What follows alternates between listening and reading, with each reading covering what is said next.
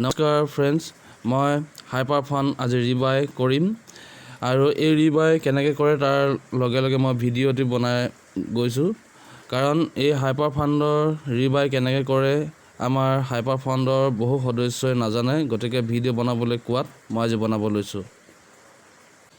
এয়া hyper fund, আপোনালোকে লগ in কৰিব নিজৰ একাউণ্ট। এয়া মোৰ একাউণ্ট অ'পেন হৈ গৈছে। ইয়াত আপোনালোকে আজি চাওক, মোৰ $1.50 HU মোৰ আজিৰ ডেটত ইনকাম সোমালে। গতিকে ইয়াৰ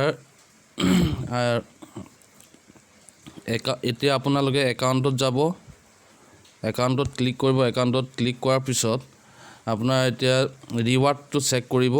51.31 হৈছে মোৰ। গতিকে ৰিবাই কৰিবলৈ হ'লে আপোনালোকক 50 HU লাগিব। গতিকে মোৰ ওচৰত আছে, মই এতিয়া ৰিবাই কৰিব পাৰিম। এতিয়া ৰিবাই কৰিবলৈ হ'লে আপোনালোকে হোমত যাব, হোমত ক্লিক কৰিব। হোমত ক্লিক কৰাৰ পিছত ইয়াত আপোনালোকে এটা বস্তু দেখিব, এই ভাগটোত আপোনালোকে স্ক্ৰল কৰিব।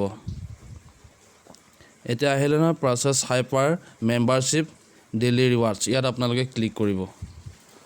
ক্লিক কৰাৰ পিছত আপোনালোকে এই ব্লু এইটোত আপোনালোকে ক্লিক কৰিব।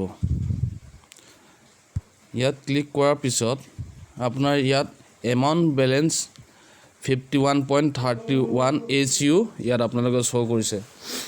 গতিকে মই আজি ইয়াত 50 HU মই ৰিবাই কৰিব পাৰিম।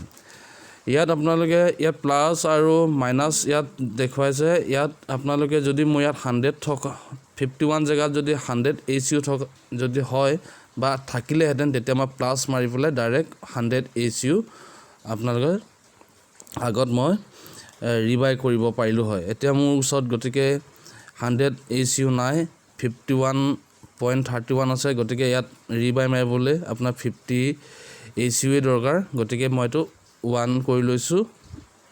এতিয়া কি কৰিব লাগিব, ছাবমিট অপশ্যনটোত আপোনালোকে ক্লিক কৰিব। ইয়াত ক্লিক কৰাৰ পিছত আপোনালোকে ইয়াত শ্ব' কৰিব 50 HU আৰু ইয়াত আছে এটা কনফাৰ্ম পাৰ্চেছ, ইয়াত ক্লিক কৰিব। ইয়াত আপোনালোকৰ এটা পিনক'ড আপোনালোকে লৈছিল ট্ৰানজেকশ্যন পাছৱৰ্ড, সেইটো আপোনালোকে ইয়াত ক্লিক কৰিব, ইয়াত মানে টাইপ কৰি বহুৱাব লাগিব। গতিকে মই টাইপ কৰোঁ, এয়া হৈ গৈছে, মোৰ ছাকচেছফুল হৈ গ'ল। এতিয়া আপোনালোকে ইয়াত চেক কৰিব পাৰে হ'ল নে নাই। ইয়াত আছিলে মোৰ ৰিৱাৰ্ডত আছিলে 51.31, ইয়াৰ পৰা মোৰ এতিয়া ৰিবাই কৰাৰ কাৰণে ইয়াত 50 গুচি গ'ল, 1.31 HU বাকী আছে। এয়াই আছিল অতিকৈ সহজ আৰু আপোনালোকে এতিয়া আপলাইনক নুসুধাকেই আপোনালোকে নিজে কৰিব পাৰিব। অতিকৈ সহজ ৰিবাই প্ৰচেছটো।